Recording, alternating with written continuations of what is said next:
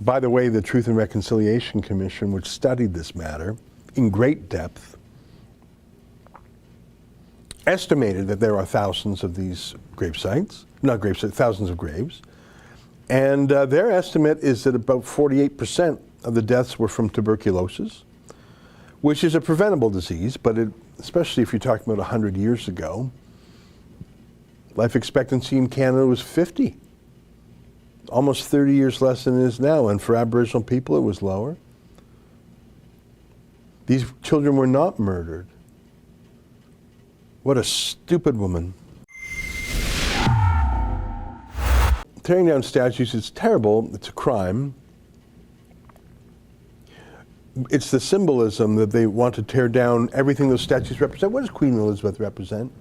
She represents the entire establishment, the entire structure of our society.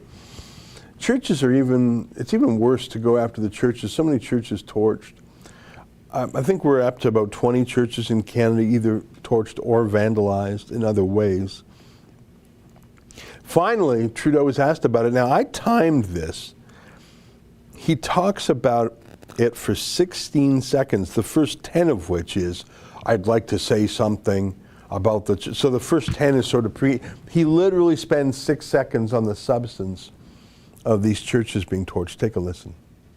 I also want to talk about the arson and vandalism we're seeing across the country targeted at Catholic churches. This is not the way to go. The destruction of places of worship is unacceptable, and it must stop. We must work together to right past wrongs. Everyone has the role to play, not just institutions and organizations, but all Canadians, Indigenous and non-Indigenous. Hey, Justin, thanks very much for telling me I've got a role to play. What's my role to play in those 51 drinking water advisories? Like I say, 13 new ones last year, 4 new ones this year already. What's my role to play in that, Justin? But my favorite is that this is not the way to go. Wow. Woo! You showed them. You showed them. Hey, guy, that sounds like something that the dude in the Big Lebowski. Did you ever see that movie, The Big Lebowski? I saw that the other day. That's a funny one. Very quirky. Jeff Bridges, is that who that is? Very quirky show. Philip Seymour Hoffman in there too does a good job. Actually, lots of great performances in that one. Steve Buscemi, I think, is in that, if I'm not mistaken. Dude, this is not the way to go, man. Well, that'll stop them. I see a super chat.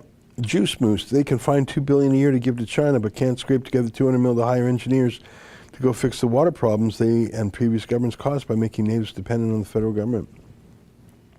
Look, I don't know a lot about drinking water. I just don't. But they've had 6 years. And last year, I want to let you know that drinking water advisories, some are fixed and new problems arise.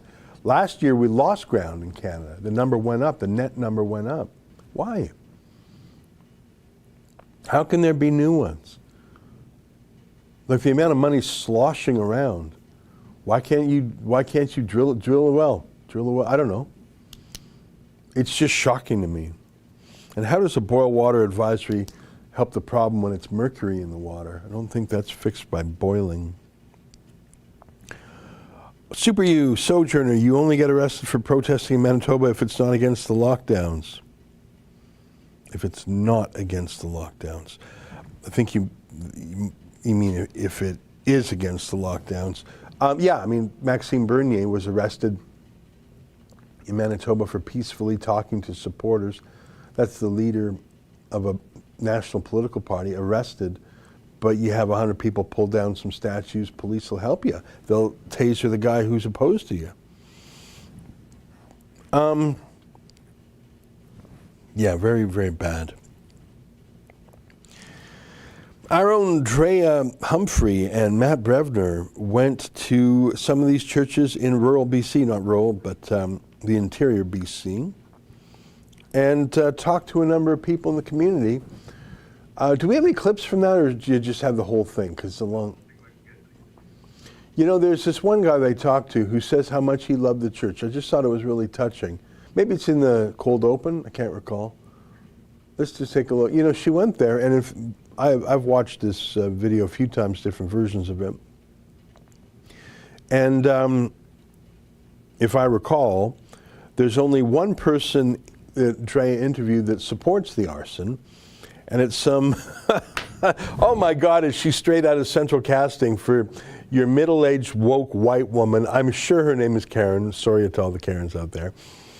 Who says, yeah, I think those arsons are justified. And she literally says, oh, you know, I can say that because, like, my brother-in-law is Indian, so I can totally say I'm for burning these churches down. Not your own church, eh, lady?